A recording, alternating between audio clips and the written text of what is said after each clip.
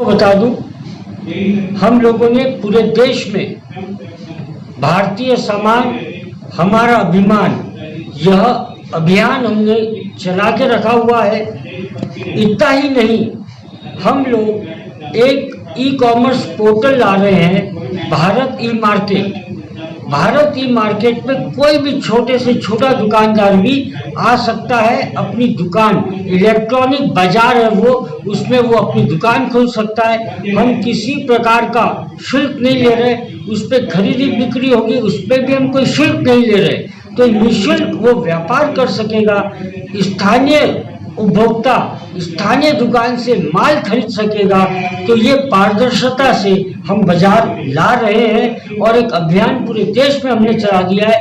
महिलाएं, छोटे छोटे गृह उद्योग, कुटीर उद्योग, ये सब लोगों का माल हम प्रदर्शनी लगा रहे हैं। जगह जगह प्रदर्शनी लगा के हमने राखी बेची, करवा चौथ पे सामान बेचा और आगे भी इसी प्रकार हम लोग प्रदर्शनी लगा के और स्थानीय लोगों के माल को हम बेचेंगे। नागपुर में भी हम करने जा रहे हैं। आपको एक चीज बता दूं, ये लोग कोई कमा नहीं रहे। एक तो ये हमारे कानून का हर तरह से उल्लंघन करते हैं और हमारे पास ऐसी मशीनरी नहीं है, व्यवस्था नहीं है कि हम इनको मार सके, या ये कानून में लूपहोल निकालकर कोर्टों में लड़ते रहते हैं। एक बात।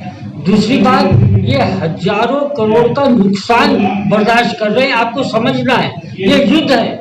युद्ध में कमाई नहीं होती, युद्ध में खर्चा होता है। आज यह लोग नुकसान में अपना माल बेच कर कंज्यूमर को, उपभोक्ता को ऐसा लालच देकर अपने कब्जे में कर रहे हैं ताकि स्थानीय लोग समाप्त हो जाए। उसके बाद ये उपभोक्ता को चूसना शुरू करेंगे। तो ये जो लॉस कर रहे हैं, ये इनका इन्वेस्टमेंट है यहाँ के स्थानीय लोगों को बाहर करने के लिए। ये कोई भी नहीं कमा रहा, झूठ बोलते हैं, सब नुकसान में। इलेक्ट्रॉनिक बाजार भविष्य का बाजार है। आज का युवा इलेक्ट्रॉनिक सामान खरीदे, इलेक्ट्रॉनिक बाजार में जाके सामान खरीदेगा, इसको रोक नहीं सकते। और उपभोक्ता की सोच के हिसाब से व्यापारी को चलना पड़ता है। हमारा कहना है कि सरकार ने एक नियम बनाए, कहीं ना कहीं वो नियम का उल्लंघन हो रहा है, तो ये देखते क्यों नहीं? देखिए, ये प्लेटफॉर्म आना है, ये लोग डीप डिस्काउंटिंग नहीं कर सकते, खरीदी से कच्चे कम भाव में ये बेच नहीं सकते। ये हर प्रकार के व्यवहार कर रहे हैं। जो माल बाजार में है वो माल इनके पास होना, ये बड़ी कंपनियों से बातचीत करके अपने लिए स्पेशल माल लेके आ जाती है। ऐसा क्यों? दूसरा, ये ग्राहकों को गुमराह भी करते हैं। ये सारी चीजें हम लोगों ने लेके रखी है। कंपटीशन कमीशन में हम लोग है, सुप्रीम कोर्ट में जा रहे हैं। हमारा कहना इनके विरुद्ध नहीं है। ये अगर नियम से चले तो भारतीय व्यापारियों को ये बिल्कुल भी परास्त नहीं कर सकते। भारतीय व्यापारियों में बहुत शक्ति है, मगर ये लोग कानून का उल्लंघन करके ये लोग बाजारों में आए हैं। इसीलिए हम सरकार के ऊपर दबाव बना रहे हैं कि कानून से चले, इन्वेस्टिगेशन करे। हमने ईडी में कंप्लेन की, रिजर्व बैंक में कंप्लेन की, इनकम टैक्स में कंप्लेन की कि ये लोग सब कानून का उल्लंघन कर रहे हैं, जरा तहकीकात की जाए। ऐसा न हो कि हम लोग सब बर्बाद हो जाएं और बाद में बोले यार इन्होंने बेईमानी की। ऐसा नहीं है, अभी इनको रोकना पड़ेगा।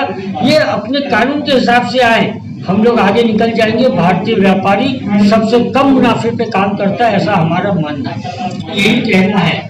अभी आप देखिए, जब ड्रग केस आया तो एक बात आई कि कोई प्रकार का ऑयल ये ऑनलाइन खरीदा गया, तो वो ऑनलाइन कंपनी के ऊपर कार्रवाई क्यों नहीं हुई? ये क्या बेच रहे, कैसे बेच रहे, ये सही बेच रहे, गलत बेच रहे?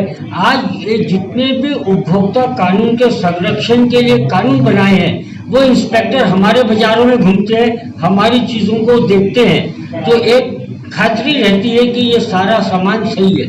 इनके सामान को कौन देख रहा है? ये बंद डब्बों में आता है और सीधा ग्राहक के घर में चला जाता है। क्या सामान है? ये डुप्लीकेट है, ये क्या बोलते हैं, सेकेंड हैंड है। ये सब की जवाबदारी कौन लेगा? ये समझना जरूरी। इसीलिए ये बोलना एक बात हो गई कि हमारा सामान लो, मगर जो गलत कर रहे हैं उसके ऊपर कार्रवाई होना ये समय की